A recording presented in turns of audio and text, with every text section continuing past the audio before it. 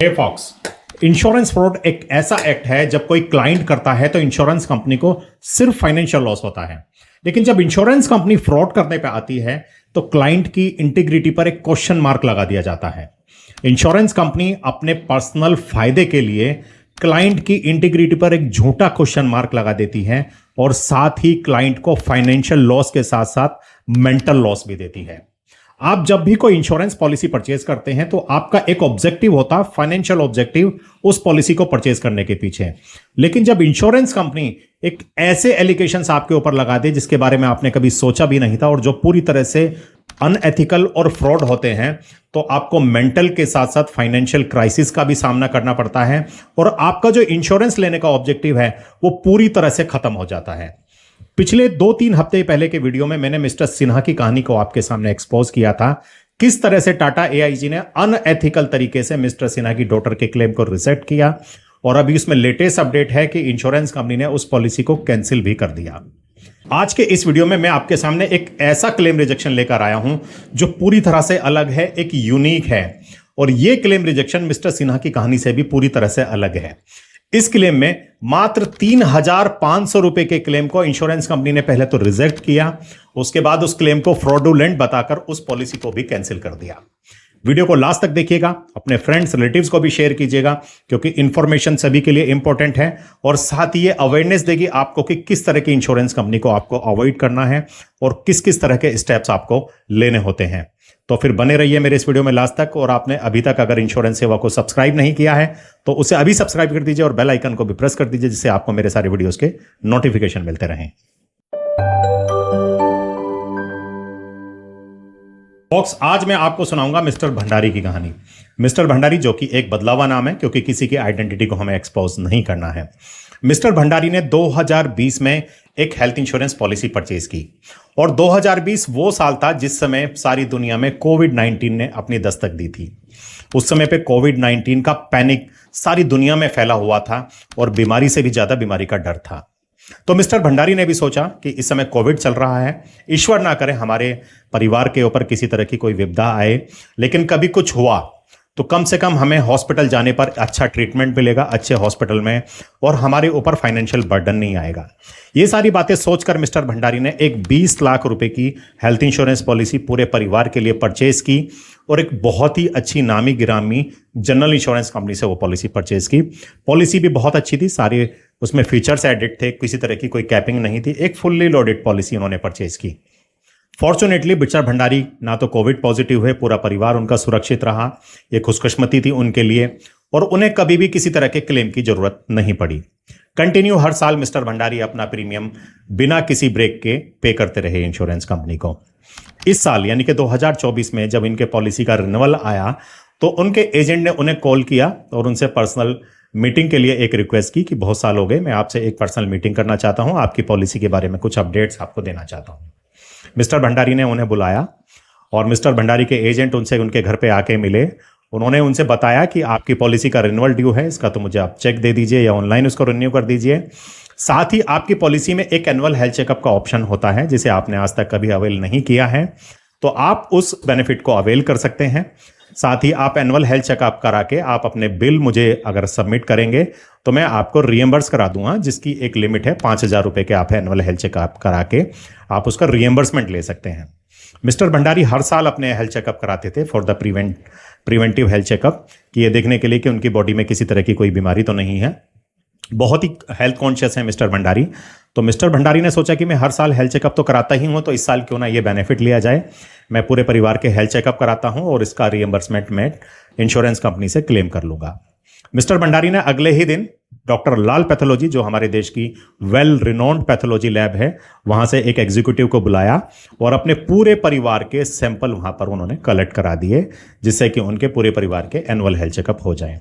उन्होंने एक पैकेज लिया जो मात्र 3,500 रुपए का एनुअल हेल्थ चेकअप का पैकेज था। उस पैकेज को उन्होंने ऑप्ट किया और उस एग्जीक्यूटिव ने उनके परिवार के सैंपल कलेक्ट करके नेक्स्ट डे उनको रिपोर्ट व्हाट्सएप पर और सॉफ्ट कॉपी उन्हें मिल गई।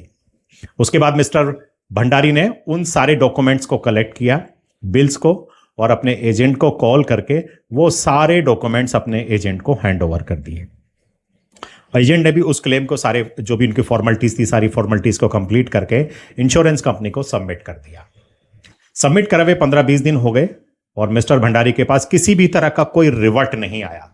जब मिस्टर भंडारी को अपने एजेंट से किसी तरह का कोई पॉजिटिव रिप्लाई नहीं मिला तो उन्होंने इंश्योरेंस कंपनी की कस्टमर केयर पर एक मेल ड्राफ्ट की और उनसे रीजन जाना कि उनका क्लेम अभी तक पेंडिंग क्यों है, कोई रिस्पॉन्स क्यों नहीं आ रहा। इंश्योरेंस कंपनी ने भी उनकी मेल को पूरी तरह से इग्नोर कर दिया और किसी तरह का कोई रिप्लाई नहीं किया। मिस्टर भंडारी ने भी सोचा कि 3,500 रुपए का मात्र क्लेम है तो मैं खामखा इसके ऊपर क्यों इतना ज्यादा टाइम वेस्ट करूं, तो उन्होंने भी इस क्लेम को पूरी तरह से भुला दिया और मिस्टर भंडारी पूरी तरह से इस क्लेम के बारे में भूल गए। करीब 1-1.5 महीने के बाद मिस्टर भंडारी के पास एक लेटर आता है और उस लेटर में जो लिखा था उसे देखकर मिस्टर भंडारी पूरी तरह से शॉक्ड हो चुके थे, क्योंकि एक सिंपल लेटर नहीं था, यह एक नोटिस था 30 डेज का पॉलिसी कैंसिलेशन का। उस लेटर के अंदर लिखा था कि मिस्टर भंडारी ने जो 3,500 रुपए का एनुअल हेल्थ चेकअप का क्लेम किया है वो पूरी तरह से फ्रॉडुलेंट है और इंश्योरेंस कंपनी फ्रॉडुलेंट क्लेम के बिहाफ पे आपकी पॉलिसी को कैंसिल कर रही है। मिस्टर भंडारी एक साफ सुथरे इंसान हैं, शरीफ इंसान हैं, आज तक उन्होंने कभी किसी से ऊंची आवाज में भी बात नहीं की, तो फ्रॉडुलेंट एक्टिविटी का तो सवाल ही पैदा नहीं होता था। मिस्टर भंडारी की इंटीग्रिटी पर एक क्वेश्चन मार्क लगा दिया था इंश्योरेंस कंपनी ने सिर्फ 3,500 रुपए के क्लेम के लिए। अब मिस्टर भंडारी आसानी से चुप रहने वाले नहीं थे, उन्होंने फिर मेल्स का सिलसिला स्टार्ट किया। इंश्योरेंस कंपनी को मेल लिखी गई उसके ग्रीवांस सेल को कि उनके पास ये लेटर आया है, इस लेटर का मीनिंग क्या है और वो फ्रॉडुलेंट क्लेम क्यों है, कृपया इसका रीजन बताएं। काफी सारी मेल करने के बाद यानी कि 8-10 मेल करने के बाद इंश्योरेंस कंपनी से कोई रिस्पॉन्स नहीं मिला तो मिस्टर भंडारी ने इंश्योरेंस कंपनी के ब्रांच ऑफिस में विजिट की और वहां उनसे पूछा कि इसका रीजन क्या है।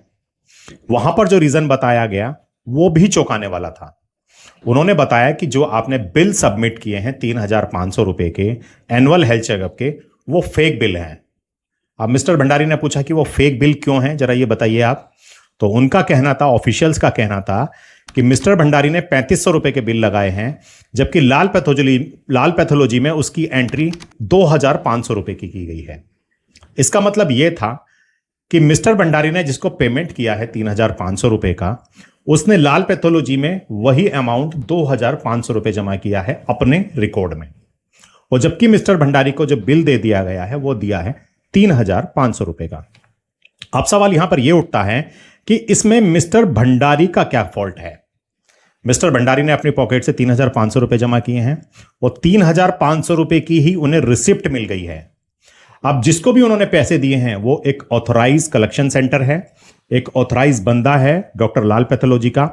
अब वो क्या अनएथिकल एक्टिविटी करता है, उसमें मिस्टर भंडारी का क्या दोष है, क्या उनका इसमें फॉल्ट है, सबसे बड़ा सवाल यह है।